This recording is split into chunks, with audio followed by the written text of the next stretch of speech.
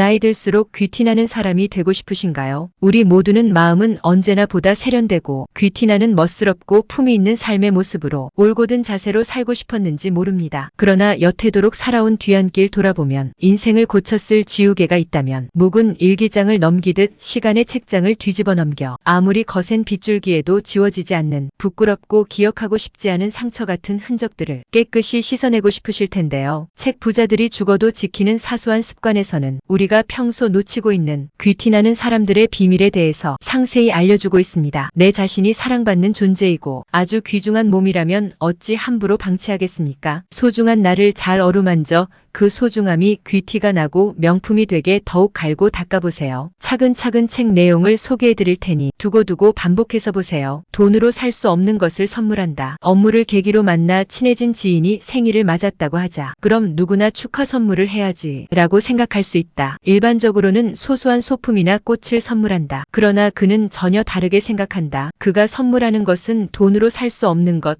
즉 시간이다. 물건을 선물할 때도 반드시 차나 식사를 함께한다. 상대가 느긋한 시간을 보내도록 배려하는 것이다. 시간이야말로 최고의 선물. 나도 언젠가 그 선물을 받고서 바쁘신데 죄송합니다 라고 인사했더니 그는 이렇게 대답했다. 바쁘기는 하지만 저는 좋아하는 사람에게 인생에서 가장 중요한 것을 선물하고 싶어요. 시간은 무엇과도 바꿀 수 없을 만큼 귀하잖아요. 그래서 저도 시간을 선물하면서 만족을 느껴요. 시간만큼 훌륭한 선물은 없다. 는 말에 나도 깊이 동감한다. 문득 어머니 생각이 나서 심야 버스를 타고 고향에 갔다고 하자. 빈손으로 갔다 해도 어머니는 분명 이렇게 말할 것이다. 괜찮아. 기념품은 무슨. 이렇게 얼굴 보여주는 게 제일 좋은 선물이지. 부모님의 생일에는 부모님과 함께 식사를 하고 두서없는 이야기를 질릴 만큼 나누다 오자. 온천이라도 함께 가서 깊어지는 밤을 보낸다면 더없이 행복할 것이다. 시간이야말로 최고의 선물이라는 말은 선물하는 사람에게도 딱 들어맞는 말이다. 내가 가장 싫어하는 사람은 사소한 지각을 아무렇지 않게 자주 하는 사람이다. 성공한 사람들과 자주 만나다 보니 갖게 된 사고방식이다. 실제로 내가 만나본 성공한 사람들은 거의 지각을 하지 않는다. 물론 어마어마하게 바쁜 사람들이라서 회의가 늦어지거나 길이 밀리면 약속 시각을 못 지키기도 한다. 그럴 때마다 그들은 내가 오히려 미안해질 정도로 성실하게 연락을 한다. 시간은 생명의 고동이다. 나는 그렇게까지 자세히 알려줄 필요가 없다고 생각했지만 뒤에 말을 들으니 고개가 끄덕여졌다. 시간은 시시각각 흘러가서 두 번 다시 돌아오지 않아요. 하물며 지각은 자신의 시간뿐만 아니라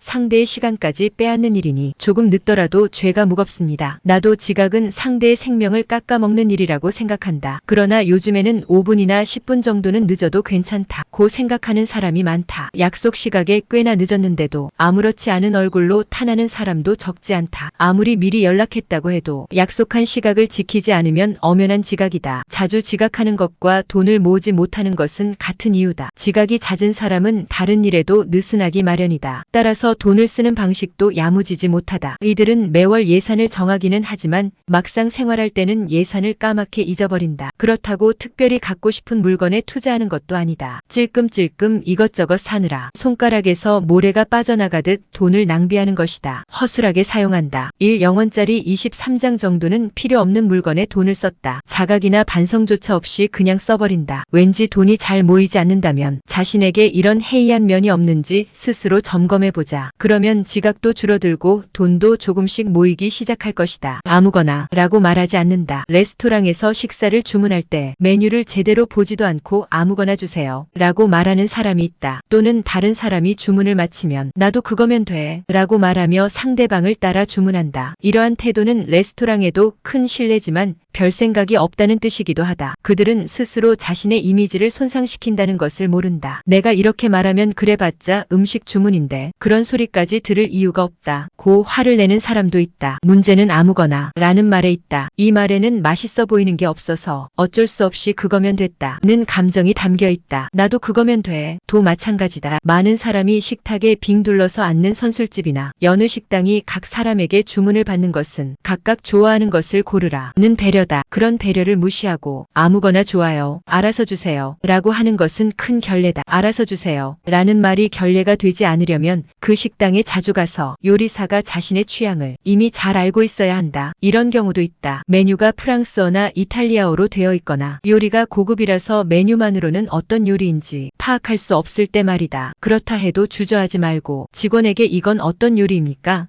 물어보자. 이렇게 묻는 것이 더 매너 있는 행동이다. 레스토랑 측에서도 요리에 그렇게까지 관심을 갖고 메뉴를 열심히 읽어보는 고객을 고맙게 생각한다. 그들은 기꺼이 세심하고 정중하게 가르쳐 줄 것이다. 성공한 사람은 공손하고 아름다운 말을 쓴다. 때와 장소를 가리지 못하고 말하는 사람이 많다. 심지어 거래처와 상담할 때도 그런 단어를 쓰는 사람이 있다. 그들의 곁에 있으면 나까지 불안해진다. 나는 말에서도 인품이 드러난다고 생각한다. 내가 만난 사람 중에서 사회적으로 성공을 거둔 사람들은 연령대와 상관없이 모두 정중하고 아름다운 말을 썼다. 감정의 기복이 크지 않고 안정된 기분을 유지한다. 좋은 기분은 성인의 매너. 언제나 좋은 기분을 유지하는 것이야말로 성인의 매너다. 라는 말을 들었다. 자신의 감정조차 제어하지 못하는 사람은 성인으로 인정받기 어렵다. 특히 사업하는 사람이 감정 기복이 심하면 중요한 판단과 지시에도 부정적이고 실수가 잦다. 드론이 된 것처럼 위에서 자신을 내려다본다. 어느 날 마음을 먹고 그 비결을 물었더니 그가 이렇게 대답했다. 저도 보통 사람이라서 비위가 상할 때도 있고 피곤해서 기분이 처질 때도 있습니다. 그럴 때는 저 자신을 위에서 내려다봅니다. 드론으로 공중에서 촬영하는 것처럼 말이죠. 그러면 기분이 안 좋은 내 모습이 내가 평소에 가장 경멸하고 싫어했던 사람과 똑같다는 것을 알게 됩니다. 그 순간 이래서는 안 되겠다. 즉시 기분을 전환해야겠다고 정신을 차리게 되죠. 그렇다. 기분이 가라앉거나 짜증이 날 것 같으면 멀리 떨어져 타인을 보는 시선으로 자기 자신을 내려다보면 된다. 스마트폰에 휘둘리지 않는다. 상담이나 인터뷰뿐만 아니라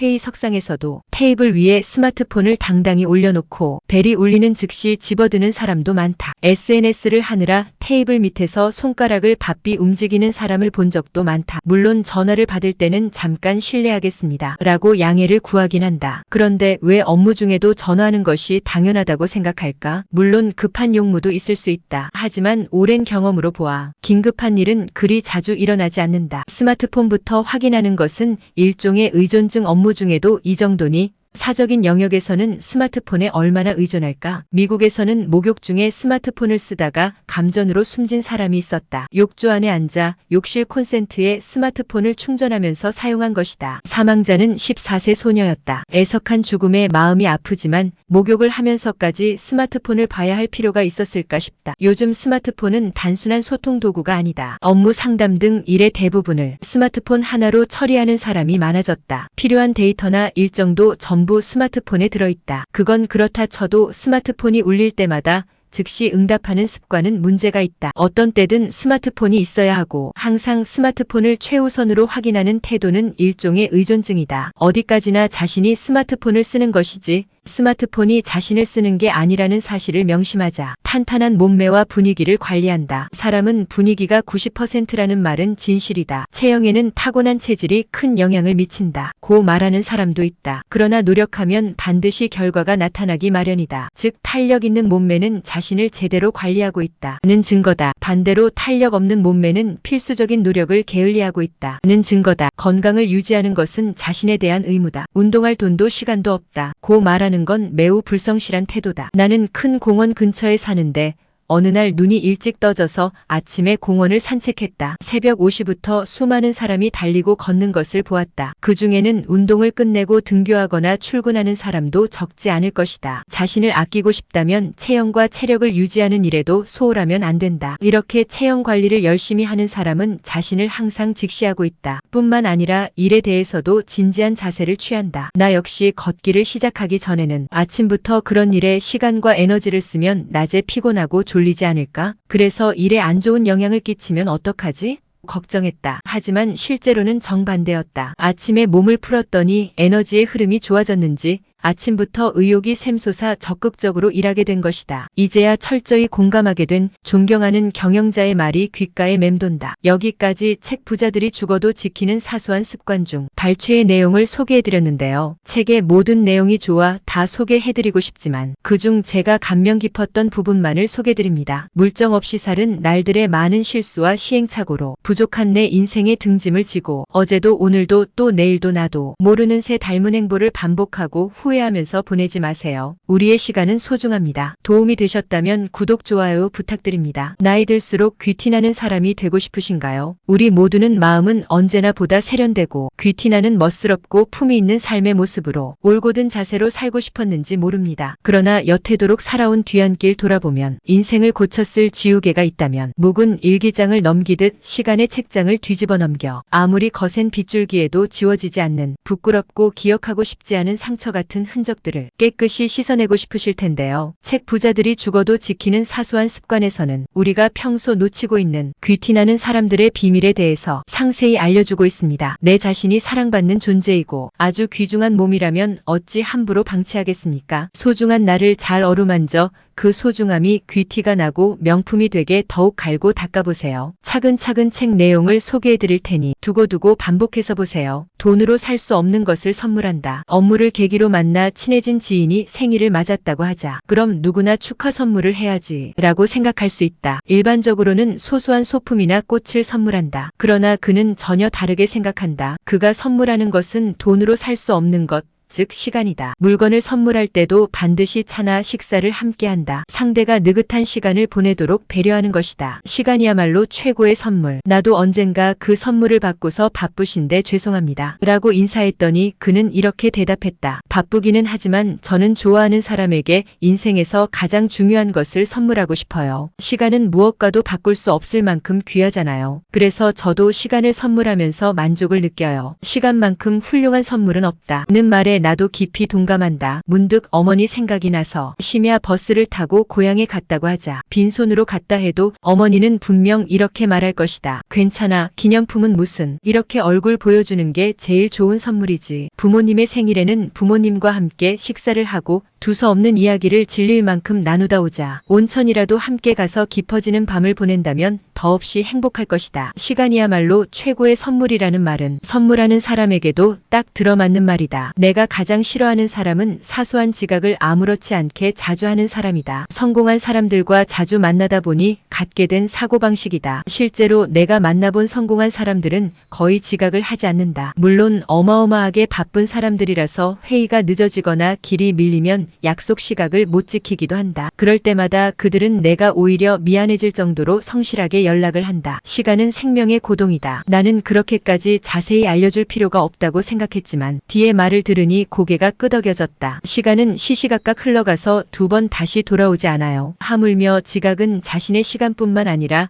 상대의 시간까지 빼앗는 일이니 조금 늦더라도 죄가 무겁습니다. 나도 지각은 상대의 생명을 깎아먹는 일이라고 생각한다. 그러나 요즘에는 5분이나 10분 정도는 늦어도 괜찮다 고 생각하는 사람이 많다. 약속 시각에 꽤나 늦었는데도 아무렇지 않은 얼굴로 탄하는 사람도 적지 않다. 아무리 미리 연락했다고 해도 약속한 시각을 지키지 않으면 엄연한 지각이다. 자주 지각하는 것과 돈을 모으지 못하는 것은 같은 이유다. 지각이 잦은 사람은 다른 일에도 느슨하기 마련이다. 따라서 돈을 쓰는 방식도 야무지지 못하다. 이들은 매월 예산을 정하기는 하지만 막상 생활할 때는 예산을 까맣게 잊어버린다. 그렇다고 특별히 갖고 싶은 물건에 투자하는 것도 아니다. 찔끔찔끔 이것저것 사느라 손가락에서 모래가 빠져나가듯 돈을 낭비하는 것이다. 허술하게 사용한다. 1영원짜리 23장 정도는 필요 없는 물건에 돈을 썼다. 자각이나 반성조차 없이 그냥 써버린다. 왠지 돈이 잘 모이지 않는다면 자신에게 이런 해이한 면이 없는지 스스로 점검해보자. 그러면 지각도 줄어들고 돈도 조금씩 모이기 시작할 것이다. 아무거나 라고 말하지 않는다. 레스토랑에서 식사를 주문할 때 메뉴를 제대로 보지도 않고 아무거나 주세요 라고 말하는 사람이 있다. 또는 다른 사람이 주문을 마치면 나도 그거면 돼 라고 말하며 상대방을 따라 주문한다. 이러한 태도는 레스토랑에도 큰 실례지만 별 생각이 없다는 뜻이기도 하다. 그들은 스스로 자신의 이미지를 손상시킨다는 것을 모른다. 내가 이렇게 말하면 그래봤자 음식 주문인데 그런 소리까지 들을 이유가 없다. 고 화를 내는 사람도 있다. 문제는 아무거나 라는 말에 있다. 이 말에는 맛있어 보이는 게 없어서 어쩔 수 없이 그거면 됐다 는 감정이 담겨 있다. 나도 그거면 돼. 도 마찬가지다. 많은 사람이 식탁에 빙 둘러서 앉는 선술집이나 여느 식당이 각 사람에게 주문을 받는 것은 각각 좋아하는 것을 고르라 는 배려다. 그런 배려를 무시하고 아무거나 좋아요, 알아서 주세요 라고 하는 것은 큰 결례다. 알아서 주세요 라는 말이 결례가 되지 않으려면 그 식당에 자주 가서 요리사가 자신의 취향을 이미 잘 알고 있어야 한다. 이런 경우도 있다. 메뉴가 프랑스어나 이탈리아어로 되어 있거나 요리가 고급이라서 메뉴만으로는 어떤 요리인지 파악할 수 없을 때 말이다. 그렇다 해도 주저하지 말고 직원에게 이건 어떤 요리입니까?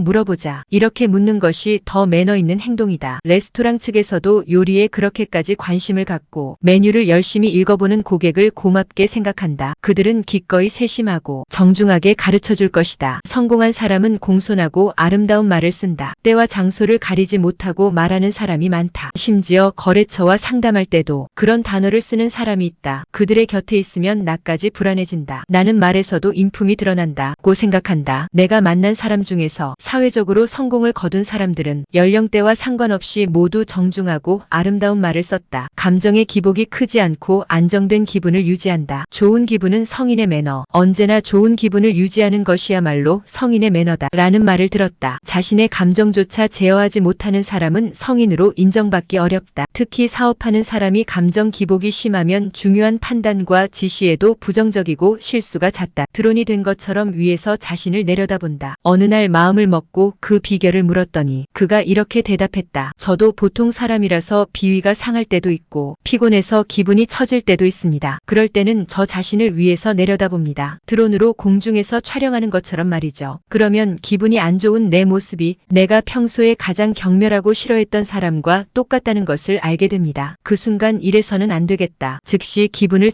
전환해야겠다고 정신을 차리게 되죠. 그렇다. 기분이 가라앉거나 짜증이 날 것 같으면 멀리 떨어져 타인을 보는 시선으로 자기 자신을 내려다보면 된다. 스마트폰에 휘둘리지 않는다. 상담이나 인터뷰뿐만 아니라 회의석상에서도 테이블 위에 스마트폰을 당당히 올려놓고 벨이 울리는 즉시 집어드는 사람도 많다. SNS를 하느라 테이블 밑에서 손가락을 바삐 움직이는 사람을 본 적도 많다. 물론 전화를 받을 때는 잠깐 실례하겠습니다 라고 양해를 구하긴 한다. 그런데 왜 업무 중에도 전화하는 것이 당연하다고 생각할까? 물론 급한 용무도 있을 수 있다. 하지만 오랜 경험으로 보아 긴급한 일은 그리 자주 일어나지 않는다. 스마트폰부터 확인하는 것은 일종의 의존증. 업무 중에도 이 정도니 사적인 영역에서는 스마트폰에 얼마나 의존할까? 미국에서는 목욕 중에 스마트폰을 쓰다가 감전으로 숨진 사람이 있었다. 욕조 안에 앉아 욕실 콘센트에 스마트폰을 충전하면서 사용한 것이다. 사망자는 14세 소녀였다. 애석한 죽음에 마음이 아프지만 목욕을 하면서까지 스마트폰을 봐야 할 필요가 있었을까 싶다. 요즘 스마트폰은 단순한 소통 도구가 아니다. 업무 상담 등 일의 대부분을 스마트폰 하나로 처리하는 사람이 많아졌다. 필요한 데이터나 일정도 전부 스마트폰에 들어있다. 그건 그렇다 쳐도 스마트폰이 울릴 때마다